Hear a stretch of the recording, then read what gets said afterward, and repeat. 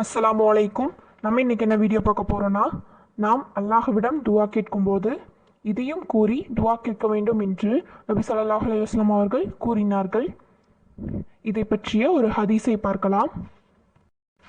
அனஸ் ரலியல்லாஹு அன்ஹு அவர்கள் அறிவிக்கின்றார்கள், நபி ஸல்லல்லாஹு அலைஹி வஸல்லம் அவர்கள் கூறியதாக, நூல் திர்மிதியில் 2495வது ஹதீஸாக இது இடம்பெற்றுள்ளது.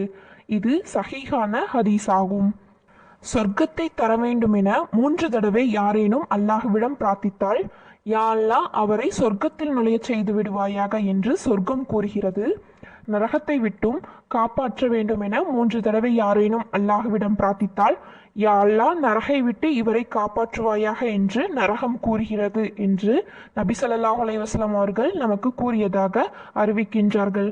இவ்வாறு நாம் தொழுது முடித்த பிறகும் நாம் அல்லாஹ்விடம் எந்த நேரத்தில் துவா செய்தாலும் இதையும் சேர்த்து அல்லாஹ்விடம் நாம் துவா செய்ய வேண்டும் என்று நபி ஸல்லல்லாஹு அலைஹி வஸல்லம் அவர்கள் நமக்கு வலியுறுத்தியுள்ளார்கள். இன்ஷா அல்லாஹ் இனிவரும் நாட்களில் நாம் துவா கேட்கும்போது இதற்காகவும் நரகத்தின் பாதுகாப்பிற்காகவும் அல்லாஹ்விடம் இவ்வாறு துவா செய்வோமாக. இந்த வீடியோ பிடித்திருந்தால் லைக் செய்து நம்ம சேனலை சப்ஸ்கிரைப் பண்ணுங்க.